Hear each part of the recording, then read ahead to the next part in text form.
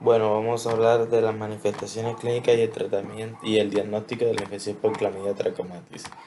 La Clamidia trachomatis es la bacteria más frecuente que causa enfermedades de transmisión sexual. Eh, Infecciones de transmisión sexual a nivel genital. La mayoría de las personas afectadas son asintomáticas. Así,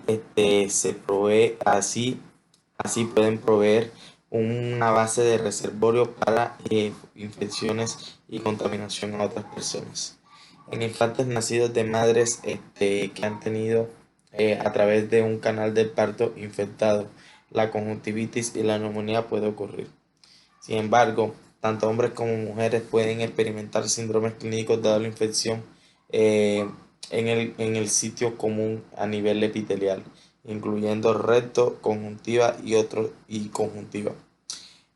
Otros tipos de infecciones de clamidia trachomatis incluyen linfogranuloma venéreo y el tracoma endémico, también una infección ocular diseminada por contacto directo y visto comúnmente en países en vía de desarrollo, la cual puede ocurrir tanto en hombres como en mujeres.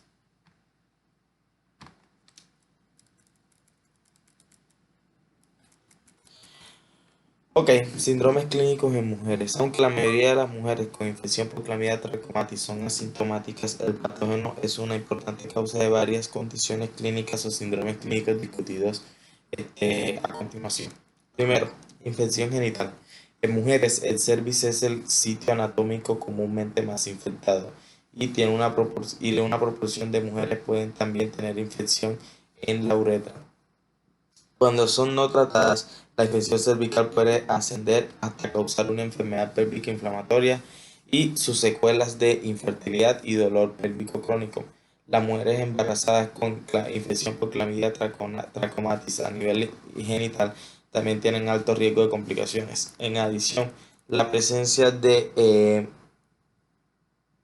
una, ete- de una ectopia cervical, comúnmente llamada como abro paréntesis, como la presencia de un epitelio columnar en la,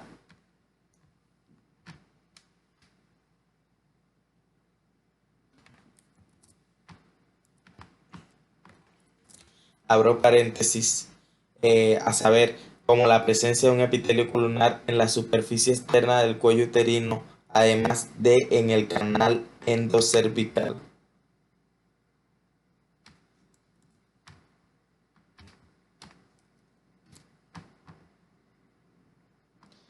El canal endocervical, cierro paréntesis, ha sido epidemiológicamente asociado con un incremento del riesgo de detección de infección con clamidia trachomatis.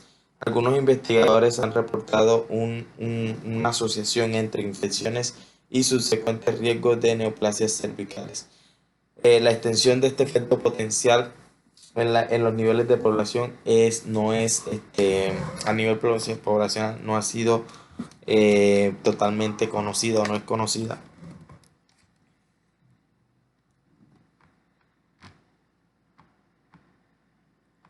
Repito, la extensión de este potencial efecto a nivel poblacional no ha sido conocida. Otro tipo de infección, cervicitis. La mayoría, al menos 85% de las mujeres infectadas en el cervix tienen ya sea signos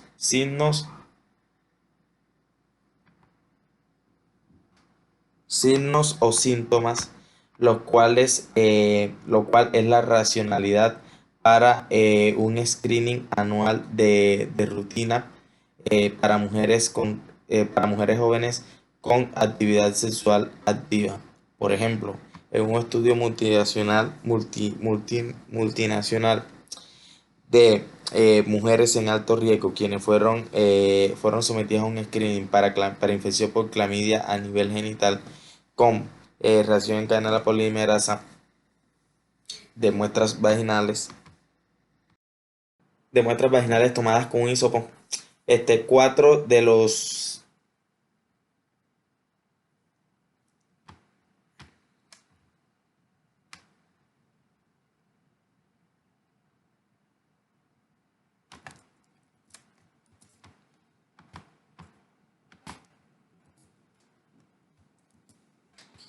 4 de 5 sitios registraron síntomas en solo 6 a 14% de las mujeres que desarrollaron una nueva infección dentro del primer año de prueba. Cuando se presentan síntomas son muy inespecíficos y pueden confundirse fácilmente con vaginitis o patología endometrial. Un cambio en el flujo vaginal, sangrado vaginal intermenstrual y sangrado postcoital. Similaridad. Similarmente, los hallazgos al examen físico son encontrados o sea, alteraciones al examen físico son encontrados en una minoría de mujeres con infección por Clamidia trachomatis. Aproximadamente 10 al 20% en algunos estudios. Cuando signos fueron presentes, estos incluyeron signos clásicos de cervicitis, es decir, descarga endocervical mucopurulenta. Es fácilmente un sangrado vaginal, un sangrado endocervical fácilmente inducido o una ectopia edematosa. Aquí hay unas imágenes. Una imagen con una cervicitis por clamidia, hay una descarga mucopurulenta visible que viene del cervix en un paciente con cervicitis por clamidia. Y también hay una ectopia edematosa.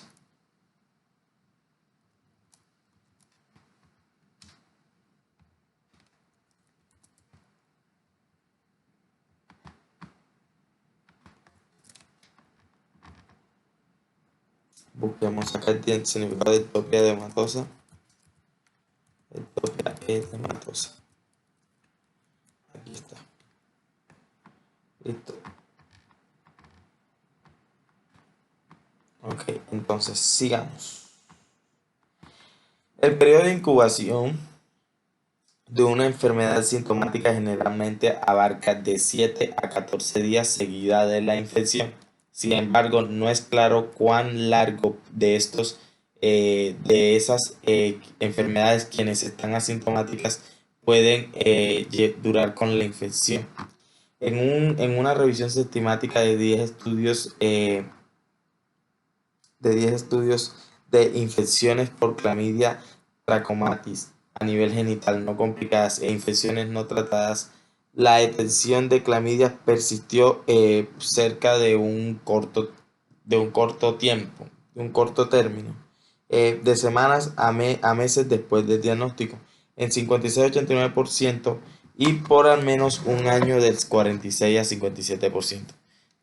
Además, esos estudios no recogieron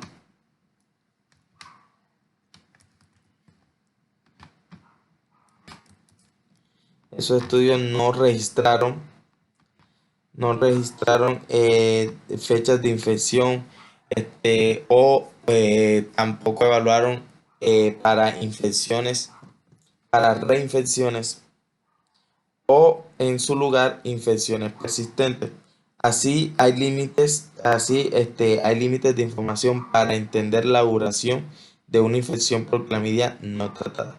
Sin embargo, a pesar de la posibilidad de resolución espontánea, las mujeres diagnosticadas con clamidia podrían ser tratadas para prevenir futuras complicaciones. Otro síndrome, disuria, piuria, síndrome de disuria, piuria, dado uretritis. La infección por clamidia de la uretra femenina típicamente ocurre relativamente en una porción pequeña, aproximadamente 25% de mujeres con infección cervical. La mayoría de esas mujeres no reportan síntomas específicos en el tracto uretral, pero algunas quejas de síntomas típicos de infección urinaria pueden ser manifestados, tales como aumento de la frecuencia urinaria y disuria.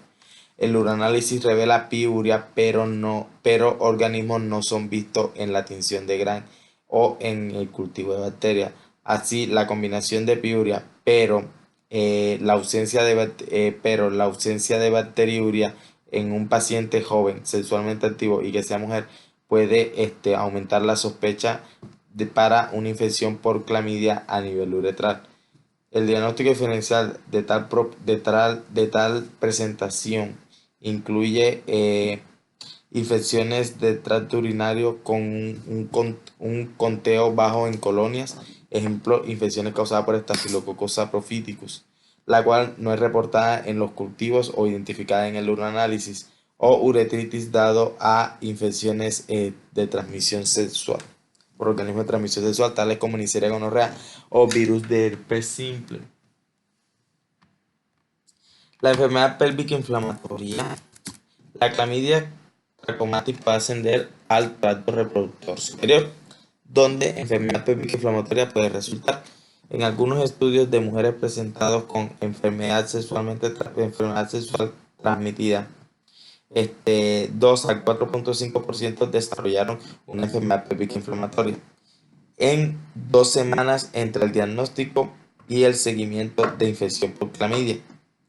En un estudio pequeño de 20 mujeres con Neisseria gonorrea y con infección de clamidia trachomática, donde fueron dados antibióticos que fueron inefectivos ante clamidia, se encontró que 30% de la incidencia se encontró una incidencia del 30% de enfermedad pélvica inflamatoria después de 7 semanas.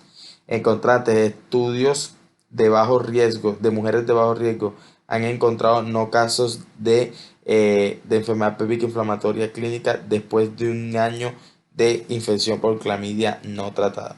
Estos estudios probablemente desestiman la incidencia de enfermedad pélvica inflamatoria en infecciones con clamidia, así como muchos casos de enfermedad pélvica. La enfermedad pélvica inflamatoria puede causar ningún síntoma y solamente puede ser sospechada años después en el contexto de infertilidad tubal.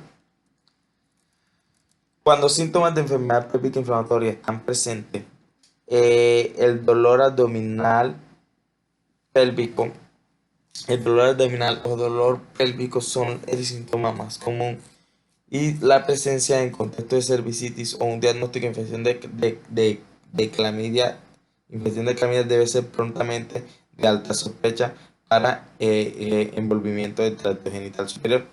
Signos de enfermedad pélvica inflamatoria incluyen eh, irritación o dolor al movimiento cervical y a los anexos uterinos y el útero. Embarazo ectópico y dolor pélvico crónico cuando se ha comparado con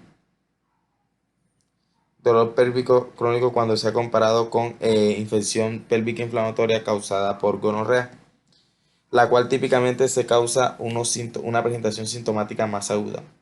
Las manifestaciones clínicas y diagnóstico y tratamiento de la enfermedad pélvica inflamatoria son discutidas en detalle separadamente. Perihepatitis o síndrome de Fitz-Hugh-Curtis, FITZHUGH-Curtis. Ocasionalmente los pacientes con infección por clamidia desarrollan una perihepatitis, una inflamación de la cápsula del hígado y la superficie peritoneal adyacente. Aquí hay una imagen.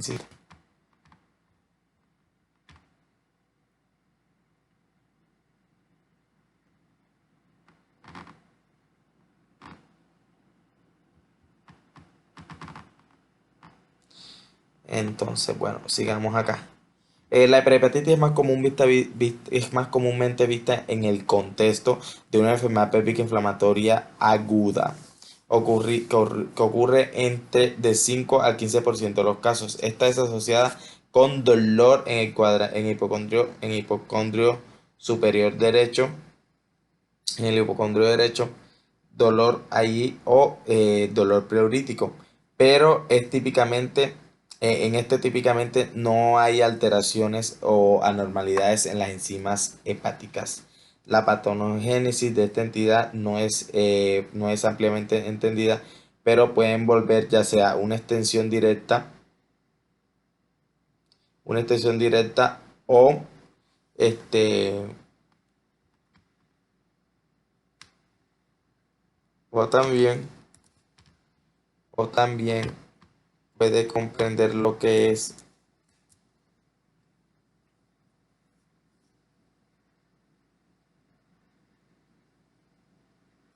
un material infectado del fondo de saco a través del peritoneo y o los vasos linfáticos o un mecanismo inmunológicamente mediado inmunológicamente.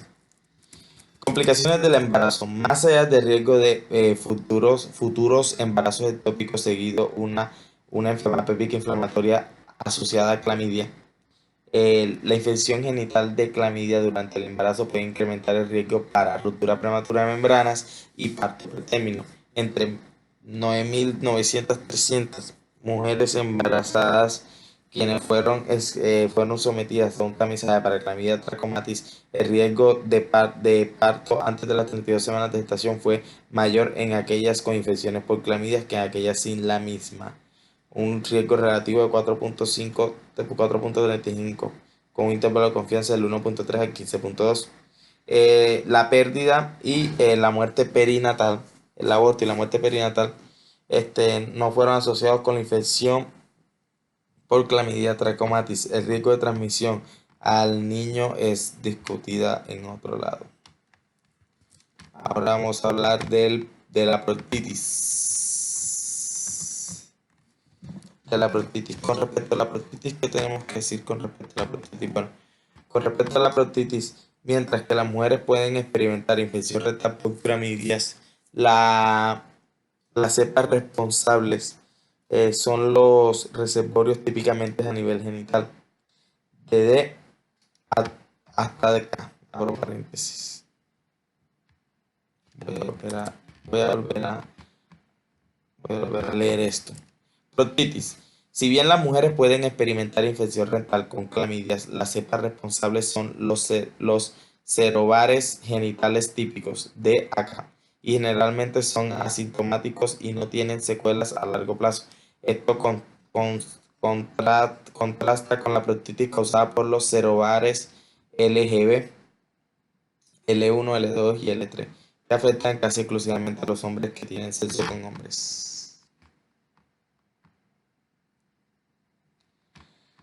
Ahora vamos a hablar del síndrome clínico en hombres. Entonces, síndrome clínico en hombres son las siguientes: infección urogenital. El primero, la uretritis. La clamidia trachomatis es la causa más común de uretritis no gonocócica en hombres. La proporción de casos, de casos que son asintomáticos varía por la población y los rangos van desde el 40 al 96%. Cuando los hombres tienen síntomas, ellos típicamente presentan con una descarga uretral, ya sea acuosa o mucoide, disuria y frecuentemente una queja prominente. La descarga es frecuentemente clara y solo vista y solo vista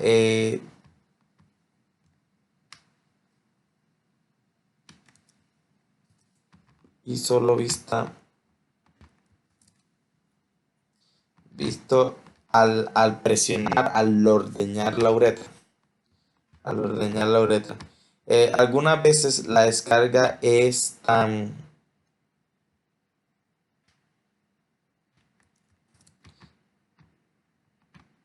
algunas veces algunas veces la descarga es tan escasa que los hombres solo notan la ropa interior manchada por la mañana.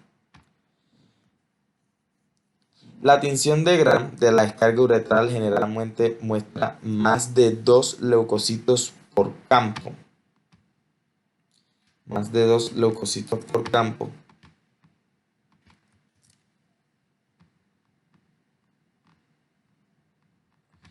Por campo de alta potencia. Aquí tenemos una imagen.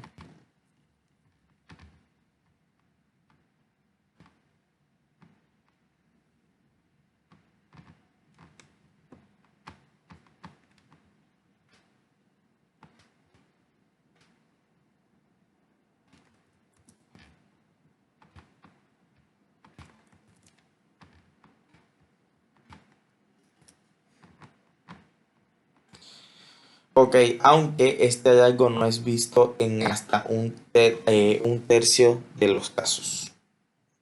El periodo de incubación es variable, pero típicamente es de 5 a 10 días después de la exposición. Esto en contraste en contraste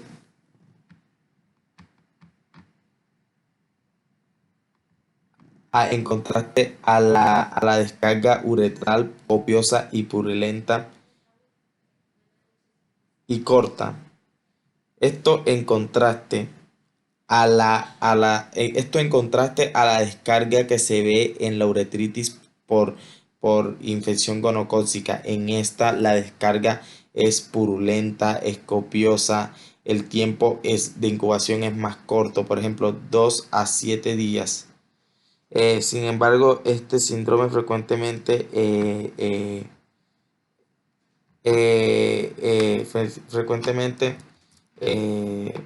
este síndrome frecuentemente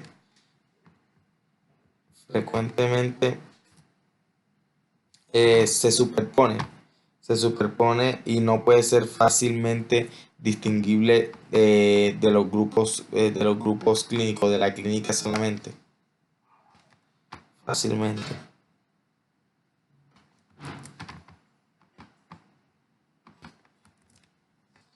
Estos síndromes frecuentemente se superponen y no pueden distinguirse de manera confiable solo por motivos clínicos.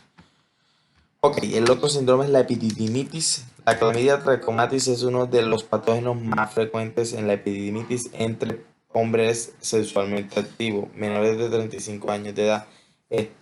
A lo largo, a lo largo,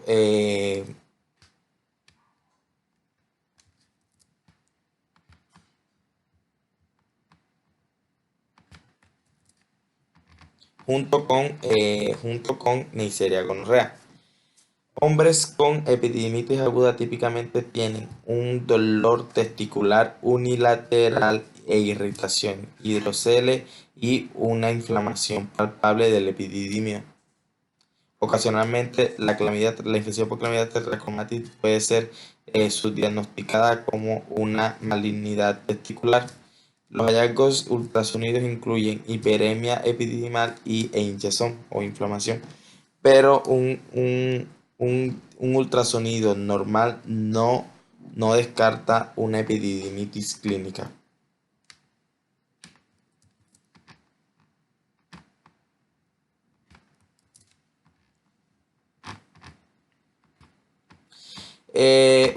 Unas uretritis asintomáticas frecuentemente acompaña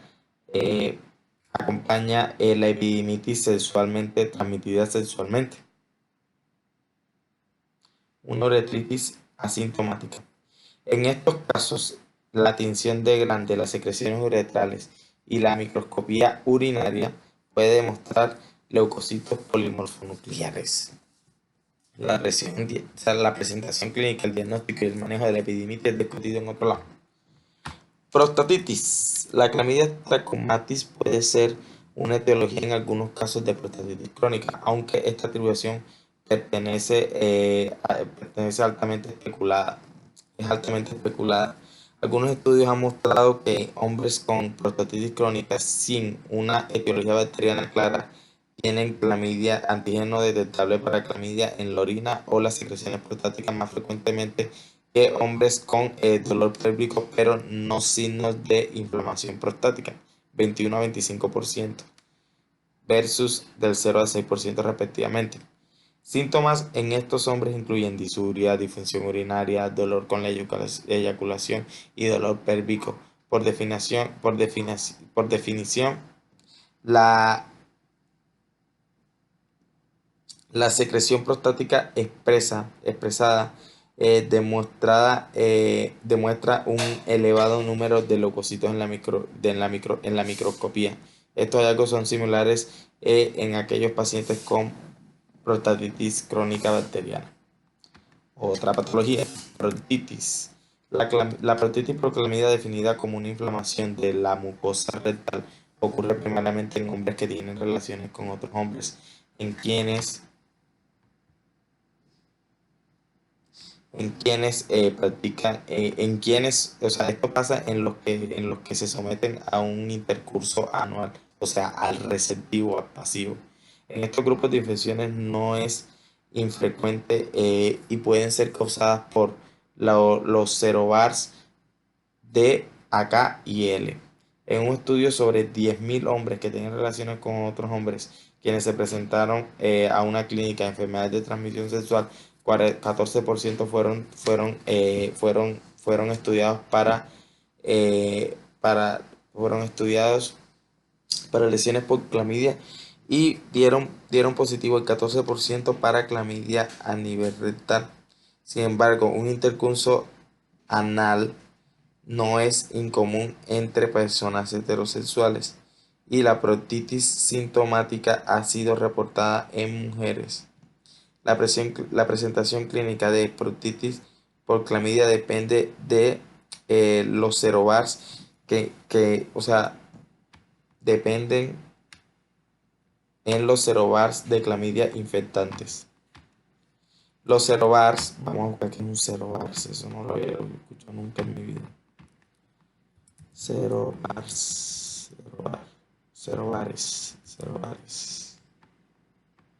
Los serotipos serovar, ok. Mírate, saben los serotipos. Los serotipos L1, L2 y L3 de clamidia trachomatis causan la enfermedad conocida como linfogranuloma venéreo, el cual puede presentarse como una enfermedad anorrectal y ha sido reportada en brotes entre Europa y América del Norte en hombres que tienen relaciones con hombres, particularmente aquellos que tienen infección de VIH. Síntomas ocurren en la vasta mayoría de los casos. Esos incluyen dolor anorrectal, descarga, tenesmo, sangrado rectal y constipación, quienes ampliamente presentan variantes frecuentes reportadas en casos de serie. Síntomas sistémicos de fiebre y malestar también pueden ser presentados. Los hallazgos a la anoscopia son no específicos, pero incluyen friabilidad de la mucosa, lesiones internales, masas o pólipos y exudado mucopurulento. La presentación puede ser puede ser erróneamente confundida con síndrome de intestino irritable.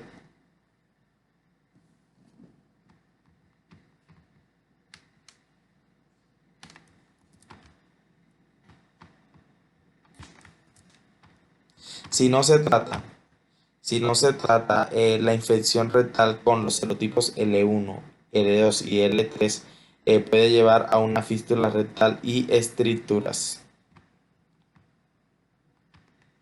Los serotipos no relacionados con linfogranuloma venéreo que causan infección genital, es decir, los serotipos de la D a la K, pueden también causar infección en el recto, particularmente en hombres que tienen relaciones con hombres, pero en contraste con el linfogranuloma venerio, estas infecciones son usualmente asintomáticas.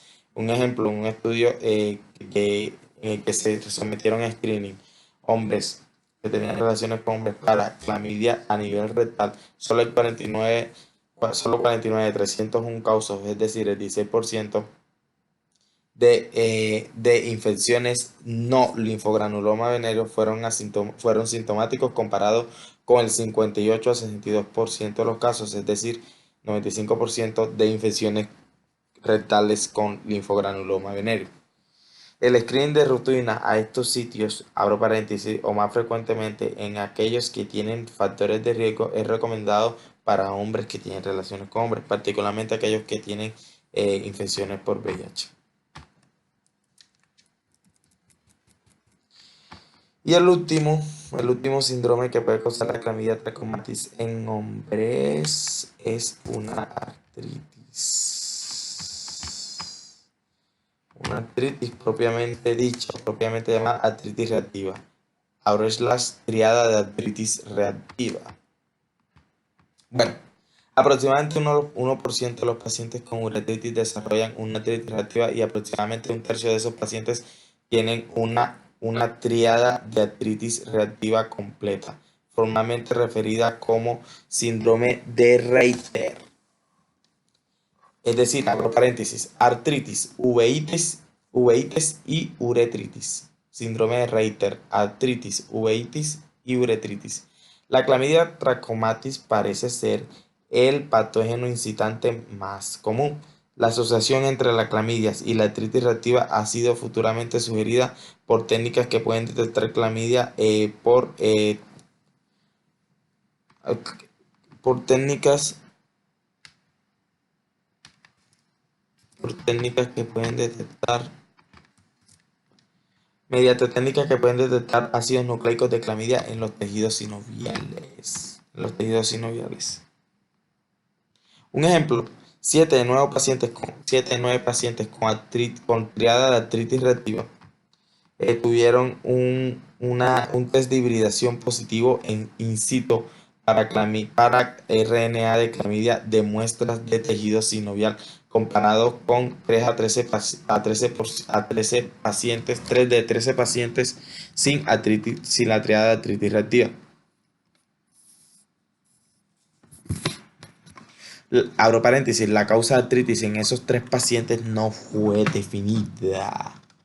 En otro estudio, el test de reacción de cadena de la polimerasa detectó DNA de clamidia en tejidos reservados de muestras sinoviales.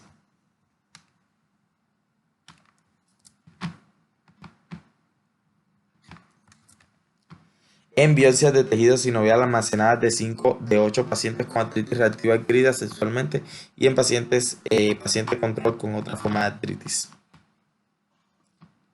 Las manifestaciones clínicas del tratamiento de artritis reactiva es discutida en otro lado. Okay.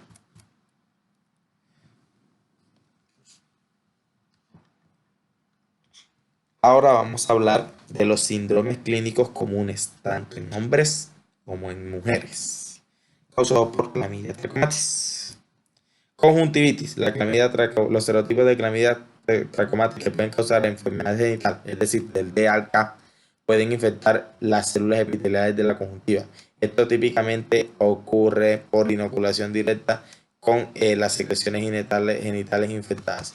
La conjuntivitis por clamidia sexualmente adquirida representa un eritema no purulento con una inyección conjuntiva de la superficie epitelial. Abro paréntesis, conjuntivitis,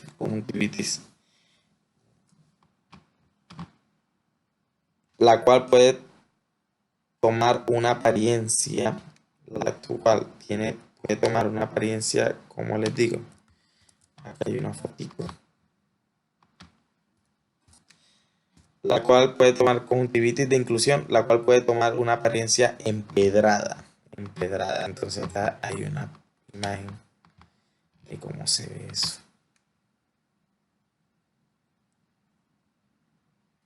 Ahí está. Conjuntivitis por clamidia. Ok, este tipo de infecciones oculares es distinto del tracoma endémico, el cual es causado por los serotipos A hasta la C. Faringitis. La faringitis,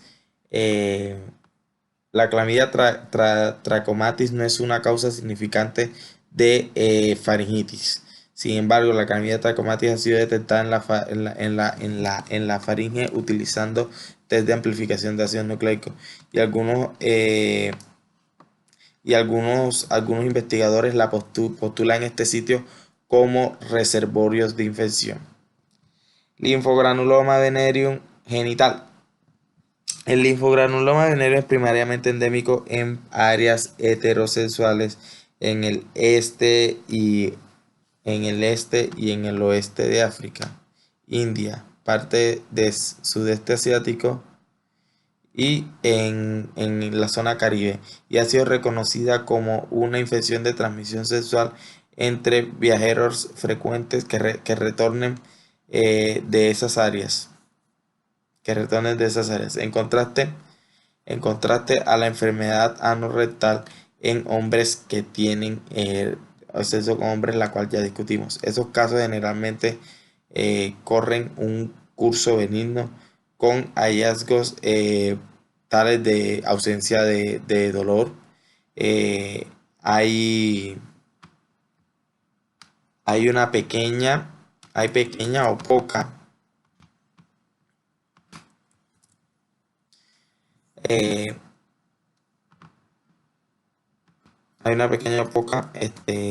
también hay una úlcera genital estrellada seguida de desarrollo de linfadenopatía inguinal, entre paréntesis pulmones. Las manifestaciones clínicas del linfogranuloma venérea genital se analizan en detalle en otro lado. Diagnóstica de infección por clamidia trachomatis. El test de diagnóstico de lesión por la infección por clamidia del tracto genitourinario es la amplificación de ácido nucleico de las muestras vaginales para mujeres o una muestra de la primera orina en hombres, aunque el test de amplificación de ácido nucleico puede ser realizado en a nivel endocervical en mujeres y en la uretra para hombres. Si los métodos de amplificación de ácidos nucleicos no están disponibles, la detección de antígeno y los métodos de prueba genética pueden ser aplicados para muestras endocervicales y uretrales con el fin de realizar el diagnóstico por infección por clamidia. En países con recursos limitados, el test rápido para clamidia puede ser usado para el diagnóstico si está disponible. Cuando no hay test diagnósticos específicos o disponibles, el diagnóstico presuntivo para infección por clamidia es hecho cuando los síntomas están asociados con los síndromes clínicos y el paciente es joven y es sexualmente activo. La infección por clamidia rectal en personas quienes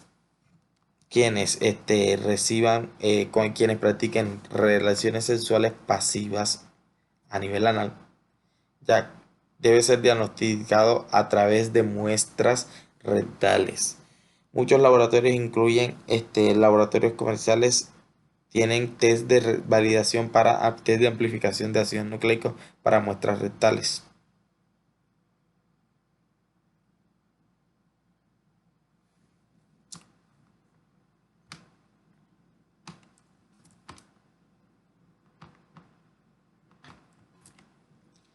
Aunque la serología es útil en el diagnóstico del linfogranuloma venéreo clásico, su desempeño en el contexto de la proctitis por linfogranuloma venéreo es subóptimo y no se recomienda.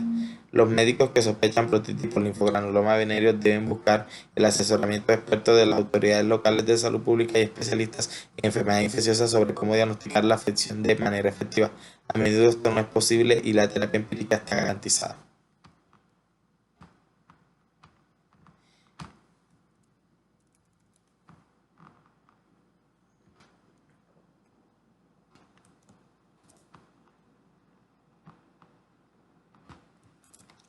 Siguiendo el test de amplificación de ácidos nucleicos se puede realizar también en muestras conjuntivales para diagnosticar la conjuntivitis por clamidia. Se cree que la infección faríngea por clamidia es poco común y generalmente no es objetivo para para las pruebas de diagnóstico.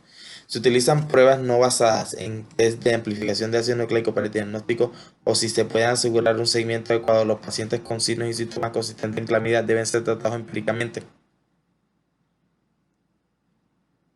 Si se utilizan pruebas no basadas en test de amplificación de ácidos nucleicos para el diagnóstico o si no se puede asegurar un seguimiento adecuado, los pacientes con signos y síntomas consistentes con infección por clamidia deben ser tratados empíricamente antes de que los resultados de las pruebas de diagnóstico regresen.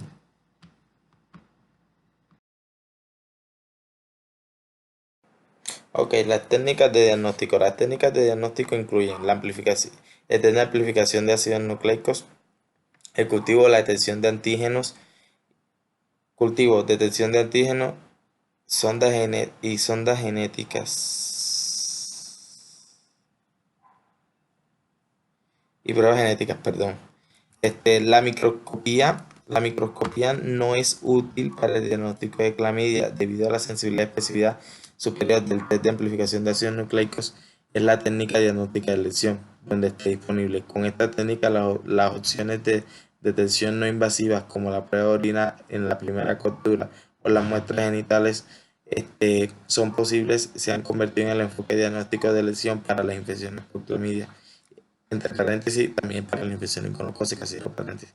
Sin embargo, para mujeres que presentan cervicitis sintomática, se someten a un examen con espéculo, o para las mujeres de alto riesgo que se sometan a pruebas de Papa Nicolau de rutina, la test de amplificación de ácido nucleico se puede realizar en torundas cervicales o vaginales.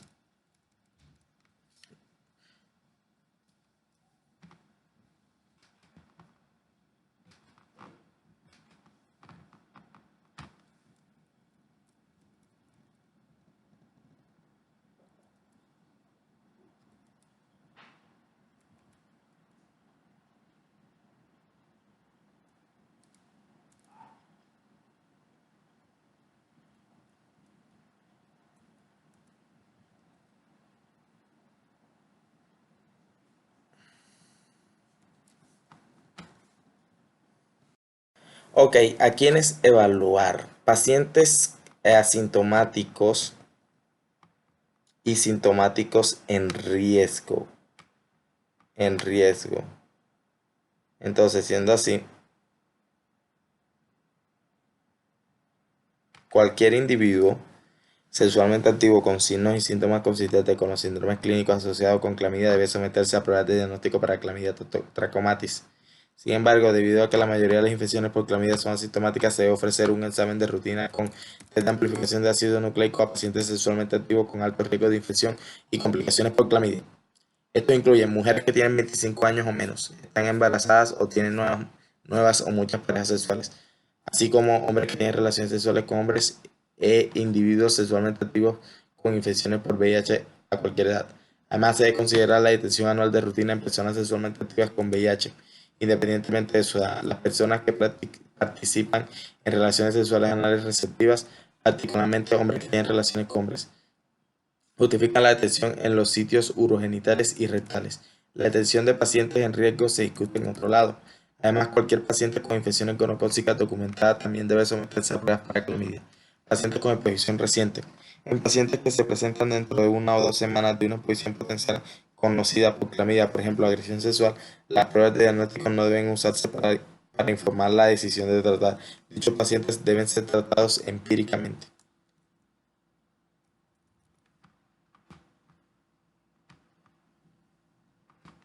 Pacientes con síntomas persistentes.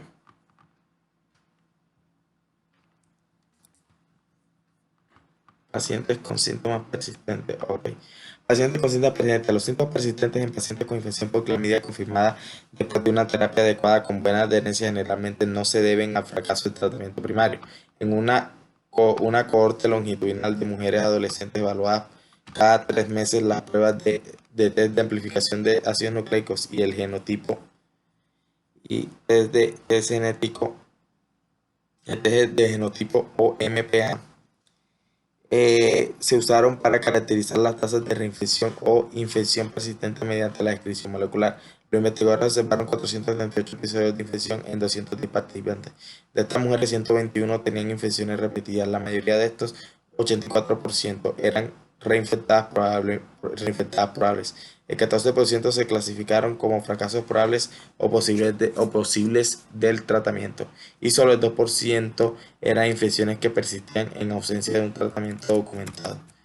Por lo tanto, los síntomas persistentes relacionados con la infección por clamidia generalmente se deben a infecciones recurrentes. Los médicos deben preguntar sobre posibles reinfecciones, incluso si se trataron parejas sexuales. La prueba de amplificación de ácido nucleico sigue siendo la prueba de elección para evaluar la reinfección en el contexto de síntomas persistentes, independientemente del intervalo desde el tratamiento anterior. Recurrencia de los síntomas. La recurrencia de los síntomas después de la resolución inicial debe conducir a una evaluación repetida de clamidia y otras enfermedades de transmisión sexual que causan uretritis o cervicitis, incluida la gonorrea, la vaginosis bacteriana y otros patógenos. La prueba de amplificación de ácidos nucleicos sigue siendo la prueba de elección para evaluar la reinfección en el contexto de la recurrencia de los síntomas, independientemente del intervalo desde el tratamiento anterior. Un diagnóstico repetido de clamidia en un paciente previamente tratado generalmente indica reinfección, como se señaló anteriormente.